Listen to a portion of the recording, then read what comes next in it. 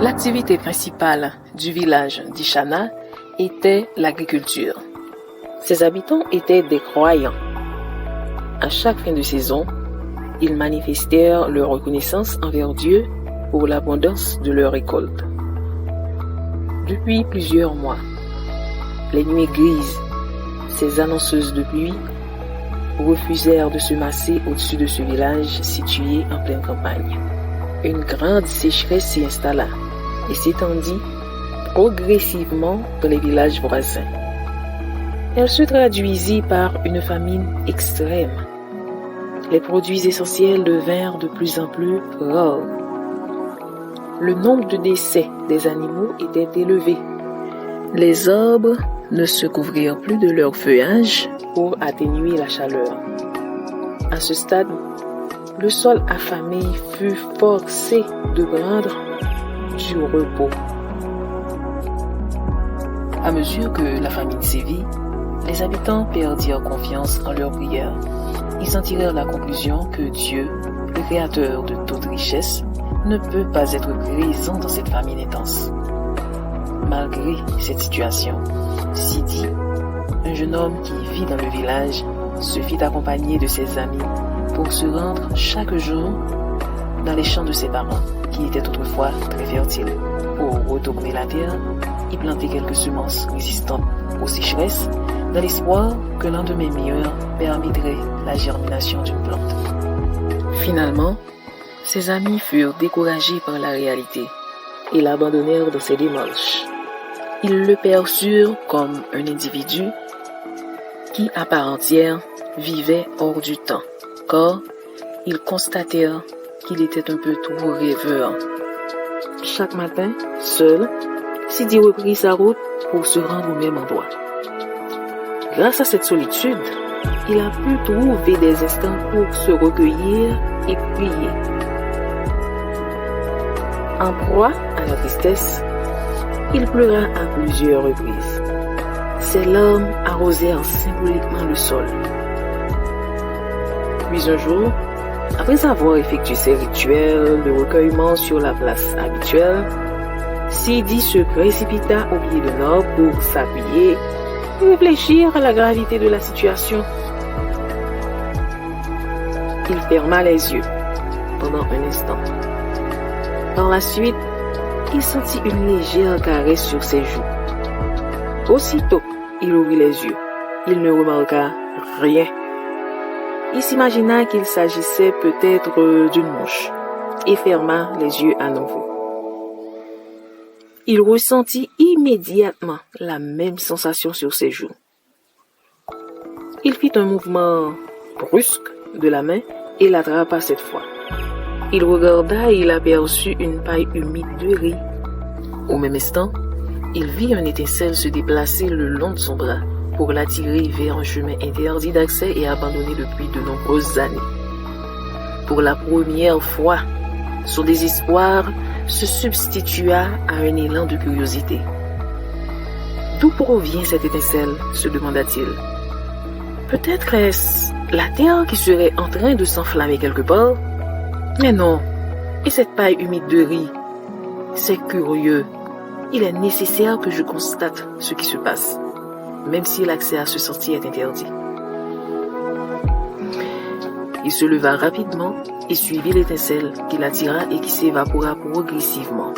Il augmenta sa vitesse de marche afin de ne pas perdre la trace et courut jusqu'à frôler une chute sur un espace marécageux au-delà des broussailles. Au moment où il allait tomber, il s'accrocha d'un geste précis au tronc d'un arbre. Il ne vit plus l'étincelle qui le conduisit à cet endroit. Il pensa que ce ne fut qu'une hallucination. Il frotta ses yeux et jeta une nouvelle fois un coup d'œil. Il constata que le marécage était bien réel et qu'un champ de riz s'étendait sur une assez grande surface. Il retint son souffle tandis que ses joues se remplissèrent de larmes. Abasourdi, il s'assit par terre pendant un instant. Son rythme cardiaque décupla. il contempla le ciel et exprima sa reconnaissance envers Dieu pour son attention fidèle à son égard. Il se releva 5 minutes plus tard, reprit la route et retourna au village pour annoncer à ses parents la nouvelle de sa découverte. Il ne parvint pas à les persuader qu'une rizière bien mûre attendait d'être récoltée de l'autre côté de leur champ, sur le terrain dont sa famille interdit l'accès de génération en génération sans même se questionner sur les raisons de cette ordonnance. Les amis de Sidi furent témoins de la façon bruyante et énergique dont ses parents lui rappelèrent qu'il devait se ressaisir. Ils le rouillèrent de coups. Selon son père, il ne devait plus adopter cette attitude d'enfant rêveur à son âge. Parce qu'il n'a pas réussi à trouver une solution à cette situation critique, ses nerfs furent très tendus contre tous les discours vains. Pendant ce temps, la nouvelle de cette découverte s'étendit dans tout le village avant la tombée de la nuit. La majorité des habitants s'installèrent derrière la clôture, tandis que les plus proches voisins se trouvèrent sur la cour, cherchant à convaincre le père de Sidi de donner son feu vert afin qu'il les conduise à cette rizière miracle.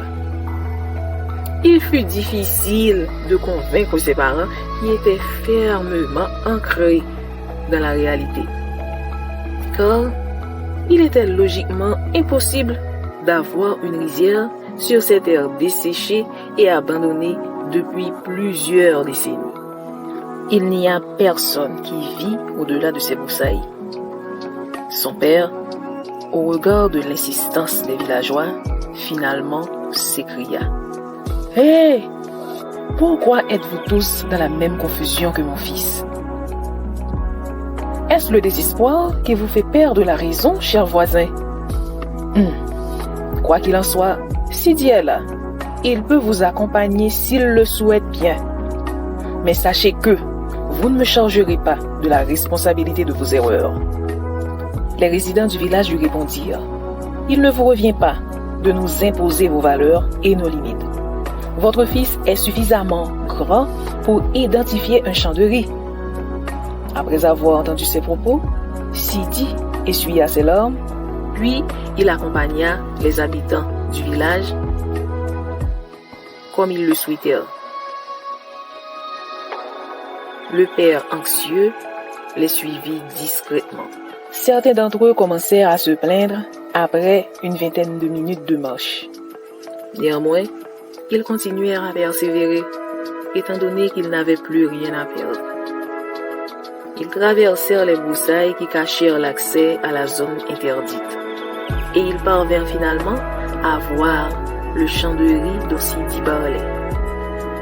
Ensemble, ils éclatèrent de rire. Exaspérés à l'idée d'entrer dans le champ, ils bousculèrent le jeune homme et le précipitèrent accidentellement sur le sol, sans même s'en rendre compte. Ils le piétinèrent, car leurs yeux ne se fixèrent que sur l'objectif. Avec une voix éveillée, le père s'approcha d'eux et s'écria: « Mais ressaisissez-vous, chers voisins. Il s'agit ici de mon domaine familial. Écoutez-moi bien, je vais vous vendre ce riz à la moitié du prix, ok? » Tous, ils rirent au nez son père en constatant son comportement incohérent. Malgré tout, Sidi ne ressentit que du bonheur. Il regarda le ciel et exprima à nouveau sa gratitude envers Dieu. Ensuite, il se retira dans un endroit tranquille, car les habitants étaient trop agités. Ses amis s'approchèrent timidement de lui pour lui demander comment il trouva ce champ. Il resta silencieux, puis respira profondément afin de contrôler ses émotions. Ne sachant pas par où commencer pour raconter son histoire hallucinante, il préféra rentrer tranquillement chez lui. 1 heure plus tard, Son père et les autres habitants rentrèrent dans leurs demeures respectives avec une joie inespérée qui illumina leur visage. Le voisin le plus proche ne manqua pas de remercier Sidi pour sa nouvelle qui lui rendit heureux. Ce soir-là, ses amis demeurèrent à ses côtés en attendant une réponse de sa part, car ils constatèrent avec certitude qu'il n'y avait rien dans ces lieux poussiéreux qu'ils sillonnèrent tous les matins. Encore une fois, Sidi ne sortit pas de son silence. Il préféra se reposer. Il ne savait pas que cette vérité pouvait susciter beaucoup de curiosité. Pourtant, les gens crurent secrètement que cette rizière relevait du miracle. Ils commencèrent même par inventer des histoires sur l'origine des interdictions qui pesèrent sur l'héritage de cette famille. Après une semaine, Sidi décida d'en discuter avec son ami le plus proche. Il lui relata en toute confidentialité l'histoire plutôt bizarre de l'étincelle, en étant conscient qu'il ne serait pas persuasif. Mais de manière étrange, son ami lui demanda « Où avais-tu vu cette étincelle ?» Il lui répondit avec empressement en lui donnant la localisation exacte de la scène. Éberlué, son ami enfreignit les règles de l'amitié et se hâta de divulguer l'information. À son insu, les villageois érigèrent une tente justement à l'endroit où l'étincelle était apparue à Sidi. Tous s'accordèrent à penser que c'était l'apparition d'un ange. La tente fut mise en place, puis aménagée en temple. Plutôt qu'à Dieu, ils adressèrent leurs prières à l'arbre sur lequel le jeune homme s'était appuyé. Leur souhait fut que l'étincelle revienne un jour pour opérer des miracles. En fin de compte, l'arbre devint leur dieu. Sidi, en ayant entendu cela, se rendit sur les lieux alors qu'ils célébraient leur culte. Il se repentit publiquement pour avoir révélé le secret à son ami en qui il avait confiance. Il affirma explicitement que ses prières étaient dirigées vers Dieu et non vers l'arbre. Les villageois ressentirent la déception que le jeune homme éprouva. Mais ils étaient absorbés par cette nouvelle croyance. Ils ne purent s'empêcher d'adorer l'arbre et de lui offrir des présents, malheureusement. Certains d'entre eux confrontèrent Sidi en lui demandant « Penses-tu vraiment être en mesure de gérer cette situation ? Admets que cela te dépasse, mon petit. Tu as du chemin à faire pour obtenir la sagesse et la connaissance qui te permettront de bien saisir nos actions. » Après avoir entendu cela, Sidi fut extrêmement touché et furieux. Il voulut abattre l'arbre. Cependant, son père, qui est un homme de nature antipathique et capitaliste, le retint. Il lui chuchota « Calme-toi, mon fils.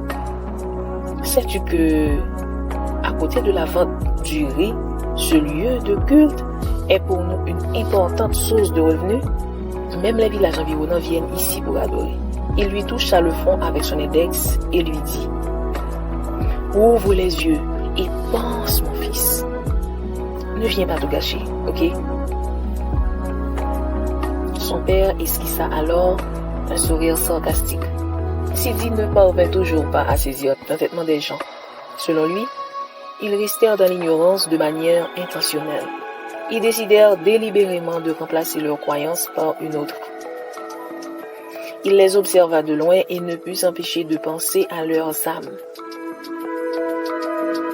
Il courba sa tête lentement et inclina les yeux. Il se dit « Tout est ma faute. Tout est ma faute.